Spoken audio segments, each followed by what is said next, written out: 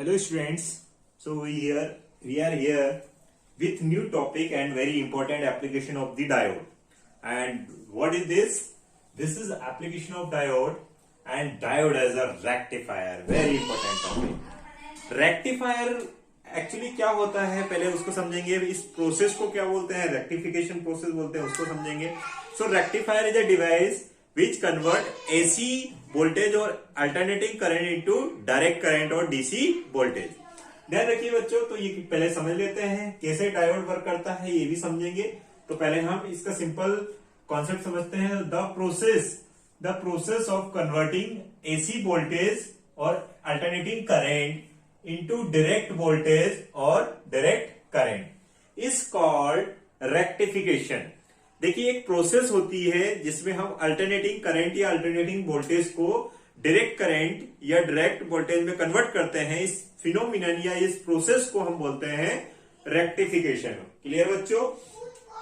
अब रेक्टिफायर क्या है? So rectifier is a device process को तो हमने रेक्टिफिकेशन बोला है, but what about device which convert alternating voltage और alternating current and it converts into direct current और डायरेक्ट वोल्टेज. तो ऐसे जो डिवाइस होती है उसको हम बोलेंगे रेक्टिफायर. क्लियर बच्चों? Okay, right. इसे कौन से प्रिंसिपल पर बेस्ड होता है? तो सिंपल सी बात कहें हम कि हमने देखा था जो डायोड होता है, सेमीकंडक्टर डायोड या पीएन जंक्शन डायोड, ये टू बाइसिंग में वर्क करता है. एक forward biasing and reverse biasing. Forward biasing में करंट फ्लो होता है जिसको हम ट्रू बाइसिंग भी बोल सकते हैं, और जिसमें करंट नहीं फ्लो होता है या नेग्लिजिबल होता है उसको हम रिवर्स बाइसिंग बोलते हैं. तो ये फॉरवर्ड बाइसिंग और रिवर्स बाइसिंग के कॉन्सेप्ट पर ही बेस्ड करता है, यही इसका प्रिंसिपल है. फिर भी एक बार देख लेते हैं. In forward biasing FB means forward biasing, current is allowed to pass. Yes, you know very well. So if an alternating voltage is applied across a diode, अगर हम alternating voltage across the diode apply करते हैं, जैसे ये diode लगाया हुआ है, मैंने क्या लगाया है? ये डायोड. ठीक है. Current allows only in that part of the cycle when the diode is forward bias. अगर फॉरवर्ड बायस होगा तो करंट अलाउड करेगा, and if there is a reverse bias then current will not be allowed. Is this clear बच्चों? तो FB means forward biasing में current allowed होगा और reverse biasing में करंट अलाउड नहीं होगा, and this will be the principle of the what? Rectifier. Is this clear? बहुत simple सा है. रिवर्स बायसिंग फॉरवर्ड बायसिंग वाला कॉन्सेप्ट होगा, रिवर्स बायसिंग होगा तो करंट अलाउड नहीं होगा, मतलब हाफ साइकिल में करंट अलाउ होगा, हाफ में नहीं होगा. ठीक है, देखते हैं. Note, here we will see two types of rectifier. One is half wave rectifier and another is full wave rectifier. Half wave rectifier और फुल वेव रेक्टिफायर को हम समझते हैं. तो very first we are having left side half wave rectifier and right side we are having full wave rectifier. एक ऐसा rectifier जो हमें डीसी करंट तो देगा, बट ये हाफ साइकिल का देता रहेगा, और एक कंप्लीट साइकिल कंटिन्यूअसली देखता जाएगा, उसको फुल वेव रेक्टिफायर बोलते हैं. तो हाफ वेव रेक्टिफायर में हम क्या करते हैं? देखिएगा, पहले डायग्राम समझ लेते हैं. यहां पर मेरा एसी इनपुट है, यहां पर ये प्राइमरी कॉइल है, यहां पर ये सेकेंडरी कॉइल है. प्राइमरी कॉइल, सेकेंडरी कॉइल, और ये इसको सबको मिलाकर हमें एक डिवाइस बनी है जिसको हमने क्या बोला है? ट्रांसफॉर्मर. तो ट्रांसफॉर्मर में हमने जो सप्लाई किया वो क्या है? अल्टरनेटिंग वोल्टेज है. अल्टरनेटिंग वोल्टेज है. क्लियर बच्चों? ये ट्रांसफॉर्मर में हमने, या फिर ये डिवाइस है, इसमें अल्टरनेटिंग वोल्टेज को अप्लाई किया. ठीक है, ये ट्रांसफॉर्मर है. ये पॉइंट ए पर हमने कोई डायोड लगा दिया जिसको हमने डी डायोड बोल दिया है. ठीक है बच्चों? ए पॉइंट पर ये अल्टरनेटिंग के टू पार्ट्स होते हैं, एक पॉजिटिव होता है, एक नेगेटिव होता है. तो ये कैसे वर्क करता है वो भी समझेंगे हम. ये यहां पर ये RL लोड रेजिस्टेंस है, यहां से हम आउटपुट लेंगे. क्या लेना है हमें? यहां से आउटपुट. तो देखिए, ये सिंपल सर्किट है जो हम ट्रांसफार्मर का बनाते हैं. जब ए पर पॉजिटिव पार्ट आएगा, ये एसी का पॉजिटिव पार्ट आएगा, तो ये भी पॉजिटिव होगा और ये ए भी पॉजिटिव हो जाएगा. तो ये कौन सा साइकिल, कौन सा बाइसिंग हो जाएंगी? Forward biasing. Because we know this is P, this part is P and this part is N. ये वाले पार्ट कैसा है? इसका P है, इसका पार्ट N है. तो P से पॉजिटिव पार्ट आएगा तो ये क्या हो जाएगा? Forward biasing. तो करंट अलाउड हो जाएगा। ये देखिए करंट अलाउड हो गया अप पार्ट में, ये देखिएगा इनपुट वाला पार्ट में ये अलाउड हो गया। बट जब इसका ये वाला पार्ट आया तो फॉरवर्ड हो गया, लेकिन इसका रिवर्स वाला नेगेटिव वाला पार्ट आया तो इस पर तो P ही रहेगा, लेकिन इसका नेगेटिव वाला पार्ट, ये वाला पार्ट देखिए नेगेटिव वाला पार्ट आ रहा है, ये वाला पार्ट, इस वाले पार्ट में क्या हो रहा है बच्चों बताइए, इस पार्ट में क्या हो रहा है, इस पार्ट में क्या हो रहा है, इसमें रिवर्स बाइसिंग हो रही है, तो रिवर्स बाइसिंग में ये नहीं बन पा रहा है। तो देखिए हम इनपुट एसी करेंगे और आउटपुट डीसी मिलेगा। कैसा मिल रहा है देखिए, ये पॉजिटिव साइकिल वाला है तो पॉजिटिव का ए पर पी पर पॉजिटिव आया तो ये क्या फॉरवर्ड बाइसिंग हो गया, यहां पर कौन सा हो रहा है फॉरवर्ड बाइसिंग हो रहा है, और यहां पर भी फॉरवर्ड बाइसिंग हो रहा है।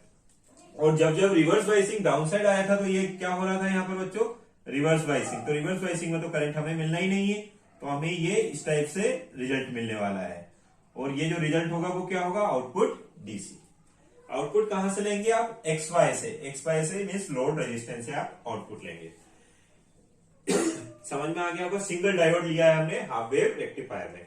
देखिए वर्किंग का एक बार और समझ लेते हैं क्या है। ड्यूरिंग, वो जो मैंने बताया वही लिखना है, during positive half cycle of the input AC, right, input AC, जो इनपुट एसी है इसकी positive half cycle, the PN junction diode is forward biased, आपको पता है। दस the resistance in PN junction becomes very low, बहुत कम low resistance हो जाता है क्योंकि करंट ज्यादा हो जाता है, and current flows, hence we get output. तो इससे हमें क्या मिल जाता है, आउटपुट मिल जाता है, ठीक है, आउटपुट मिला बच्चों। ये देखिए ग्राफिकल रिप्रेजेंटेशन सब बना रहे हैं हम। During negative half cycle of the input AC the PN junction is reverse bias. अब ये वाला जब पार्ट की बात आती है तो ये ए पर क्या हो जाता है, नेगेटिव आ जाता है, तो ये कैसा बाइसिंग हो जाता है, रिवर्स बाइसिंग या फॉल्स बाइसिंग बोल सकते हैं। Thus the resistance of PN junction will be very large and current does not allow या करंट डज नॉट फ्लो, ये भी पता है। Hence no output in a load, तो इसमें हमें कोई भी आउटपुट नहीं मिलेगा, तो इसलिए हम यहां पर हमें कुछ भी वैल्यू नहीं दिखाई दे रही है। क्लियर हुआ या नहीं हुआ बच्चों, यस।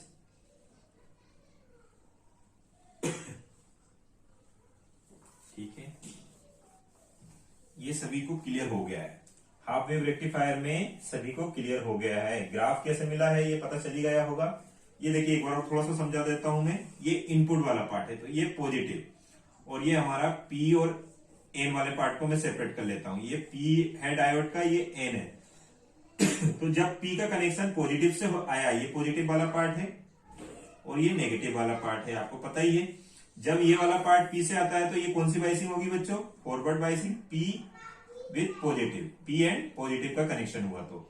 और रिवर्स बाइसिंग कब हो गया, जब पी किससे मिला, ये नेगेटिव पार्ट से, तो यहां पर रिवर्स बाइसिंग होगी। क्लियर है सभी को?